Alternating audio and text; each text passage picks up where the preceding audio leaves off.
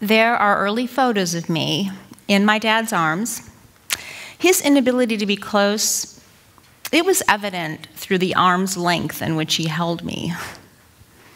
The same, in some ways, could be said of my mother, arm's length. Maybe that's why I struggled with feelings of unworthiness. And for me, they manifested in my need to be perfect. I had to have the perfect body. Most students, when they go to college, they put on 10 pounds. Not me. My freshman year, I had 1 cracker and a small piece of cheese, and that was my breakfast and my lunch.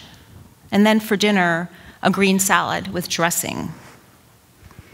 My eating disorder, it remained active well into my 30s, resulting in late-night binges and then starving myself the next day, or working out for 3 hours straight.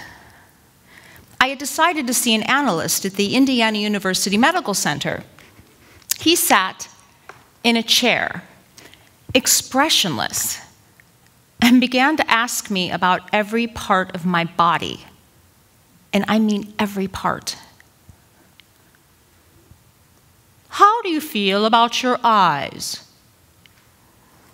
My eyes are fine. They're brown. How do you feel about your breasts? How do you feel about your nipples? Okay, I thought this guy was a pervert. I nearly walked out. How do you feel about your stomach? Now, he got my attention. I don't feel good about my stomach. It's the one area of my body I'm just not comfortable with, and it's immediately where I put on my weight. And then he said something that has stuck with me since. There is beauty in imperfection. He invited me to stand naked in front of a mirror. Oh, not there in his office, but when I got home. Looking at my body in full versus zeroing in on my stomach, which is what I normally did. And to this day, I do this exercise, and it does shift me into feeling gratitude for my body, imperfections and all. Speaking of imperfections, I don't have crabs. Yeah, that was my line in one of the college plays I was in. Enter PJ, the director. He was artistic and sensual. I was only 21 years old with very limited sexual experience. It wasn't love, but I really wanted to explore. And boy, did we explore. One day, I noticed this burning, this tingling sensation when I went to the bathroom, and I didn't know what it was. So I went to the Student Healthcare Center. A nurse practitioner told me I had herpes simplex 2. Now, this was over 30 years ago. Herpes was not commonplace. I had never even heard of it. Oh, what do I take for that? There is nothing you can take. You will have this for the rest of your life. Your chances for cervical cancer have increased. You can pass this along to your unborn children.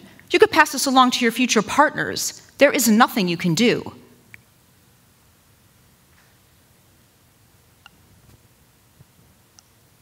I left her office numb.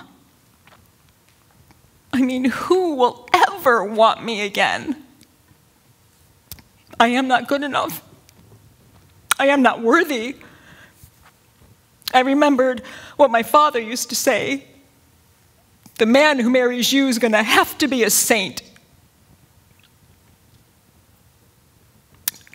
The initial outbreaks were so painful, I couldn't even relax enough to go to the bathroom. 6 months later, one outbreak would end, the next one would begin. I went back to the Student Healthcare Center, this time to a male physician, and he painted a very different picture. Although you're experiencing a very intense time, the outbreaks, they will taper off. You will not pass this along to your children unless you're having an outbreak during childbirth and you can choose a cesarean. You will not pass this along to your future partners unless you're having an outbreak during sex and you can have him wear a condom to help prevent that. That meeting left me with hope. I would not be scarred for life. Somebody is going to see me and love me for who I am. And that's happened many times. You know, eventually, I actually came to appreciate herpes. Okay, that must have sounded really strange.